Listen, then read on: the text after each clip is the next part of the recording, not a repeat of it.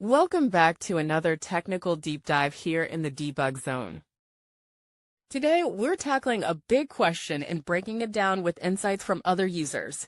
Hopefully this clears up some misconceptions and helps you get the answer you need.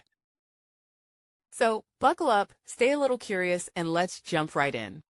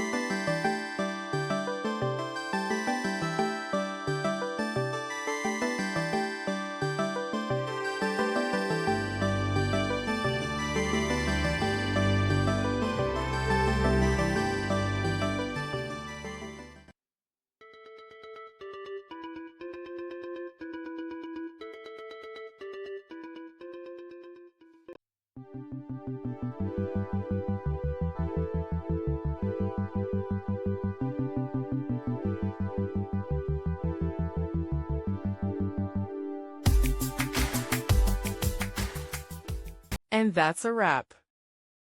I hope you found the answer you were looking for. If you did, take a second to hit that subscribe button. It really helps out. And let me know in the comments which solution worked best for you.